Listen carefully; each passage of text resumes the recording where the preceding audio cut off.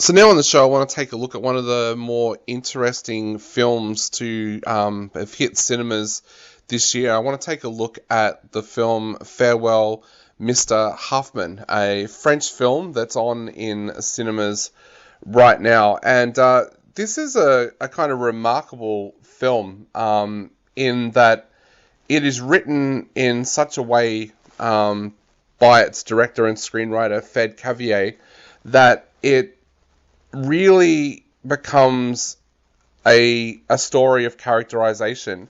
It looks at what happens when a Jewish jewelry maker, Joseph Haffmann, who is in Paris and is one of the leading jewelers, realizes that he is going to be taken by the Nazis because he's Jewish.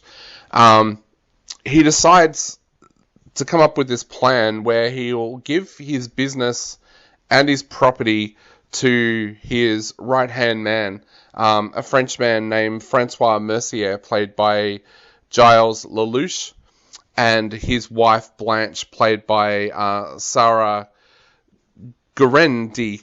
Now, the interesting part about this film is what happens. Joseph decides to make a break for it and to try and get out of Paris. But unfortunately for him, his path is blocked because the Nazis have closed off Paris. So he's forced to live in the basement while Francois and Blanche run the business.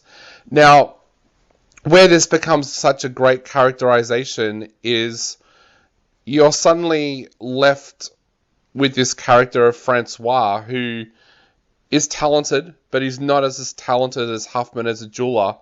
He suddenly starts getting treated like royalty by the Nazis because of the jewelry that is there that Haffmann has already made.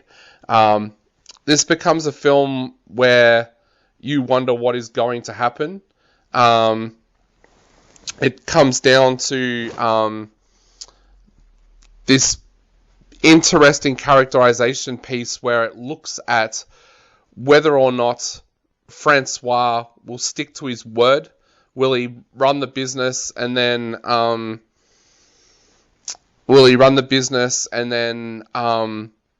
it back to Haffmann after the war? Will Haffmann be discovered by the Nazis?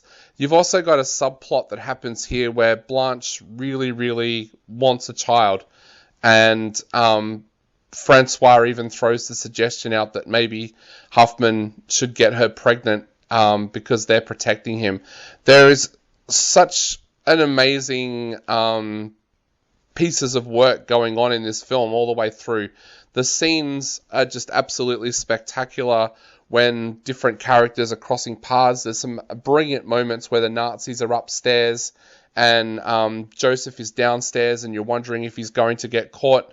It is a great little film like that. It doesn't go above that, though. If you're going into this film expecting something brilliant, some brilliant war piece or something like that, you're not going to get this. This is a film that's very much about its characters, very much about what war and this situation can do to a character in the sense of Francois. So if you like your character pieces, go along and check this one out. I'm going to give it 3 out of 5.